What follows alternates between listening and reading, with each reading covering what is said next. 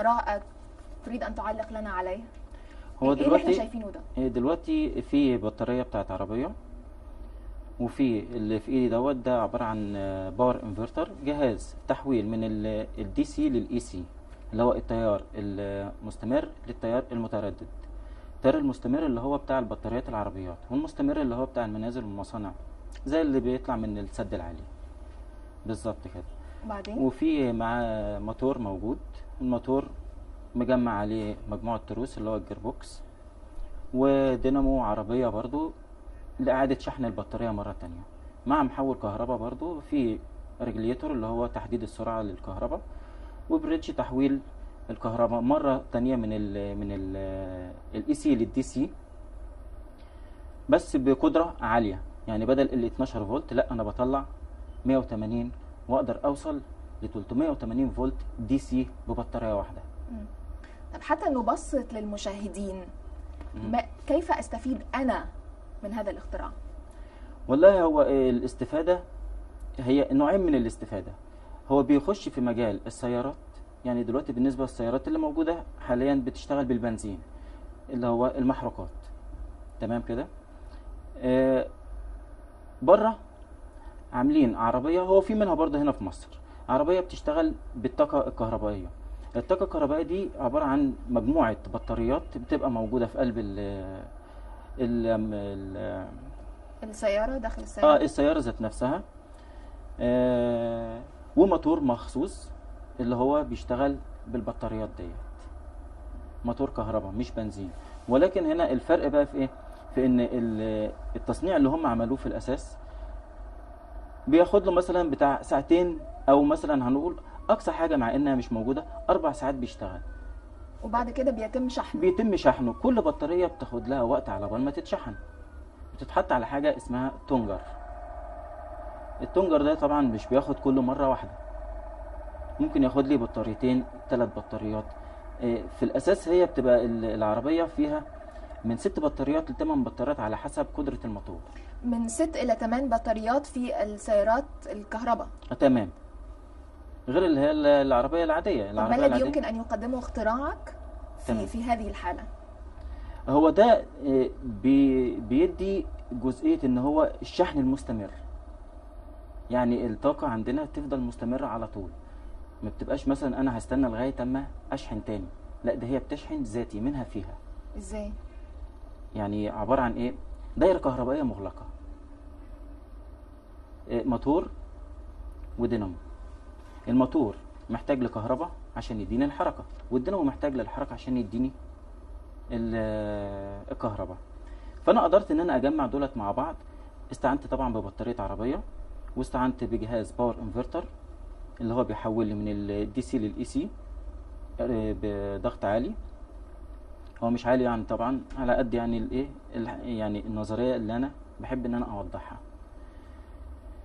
فجمعت المجموعه دي كلها مع بعضيها، والحمد لله يعني ربنا يعني كرمني، والنتيجه طلعت ازيد ما انا كنت عايز. يعني انا كنت في الاول بهدف ان انا عايز اعمل حاجه للعربيات، ان انا بخدم بيها البيئه وطبقه الاوزون من التاكل من عوادم السيارات. طب دعنا نعود مرة أخرى للسيارة الكهربائية. هل هذا الاختراع يناسب فقط هذا النوع من السيارات، ولا الأنواع الأخرى من السيارات اللي هي بتمشي بالبنزين؟ هو والله ممكن نشيل بقى الموتور اللي هو البنزين، ويتحط الموتور بتاع السيارة اللي بتمشي بالكهرباء. يعني الاختراع ده يطبق فقط على السيارات اللي بالكهرباء. تمام. هل يمكن أن يستغل في طرق أخرى هذا ممكن الاختراع؟ يخش في البواخر، ممكن يخش في الطيران، يعني في أي محرك بيعمل بالوقود ده بيغني عنه. كيف قمت بتجربة الاختراع وتأكدت من نجاحه؟ أنا والله أنا عملت اختراع سنة 96 اللي هو بيستخرج الكهرباء الاي سي. كان بنظام اللي هي عباره عن ايه يعني بالبلدي كده، الكهرباء المنازل اللي نحن نستخدمها في المنازل. في المنازل بالظبط كده، في المنازل والشركات والحاجات دي كلها. دي عملت واحد سنه 96 واخدت بيه براءه اختراع. بعد كده عملت واحد تاني سنه 2008 وبرضه اخدت بيه براءه اختراع. عملت بيهم ايه بقى براءه الاختراع؟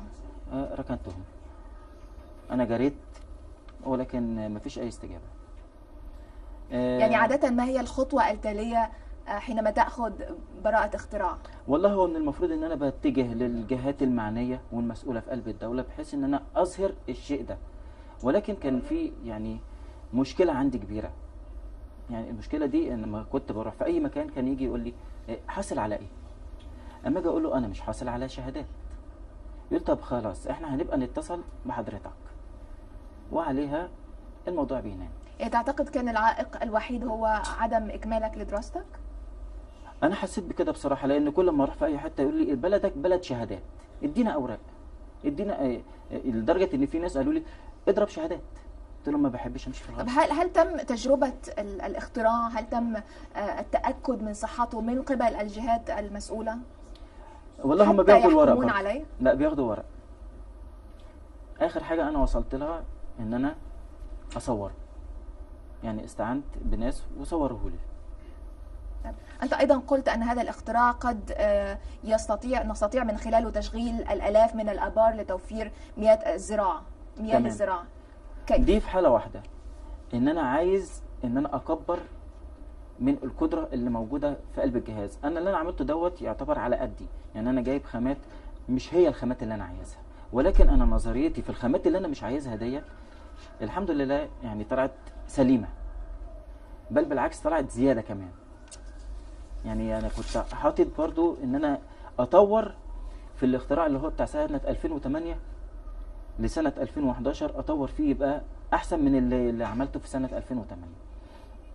لما جيت عملته وشغلته اكتشفت ان هو طلع لي نتيجتين في نتيجه واحده، اللي هو طلع لي الاي سي اقدر ان انا استخدمها كبديل لما اكبر بقى حجم الاختراع كبير جدا، بحجم كبير، ان هو اقدر اشغل بيه مثلا مدينه، محافظه، مثلا حي. اكتشفت ان هو يطلع لي حاجه رهيبه يعني من الكهرباء اللي هي الاي سي، وفي نفس الوقت بيطلع لي اللي هي الدي سي. نعم. أعود إليك مرة أخرى مصطفى، ولكن أحب أن ننوه المشاهدين على هذا الخبر العاجل الذي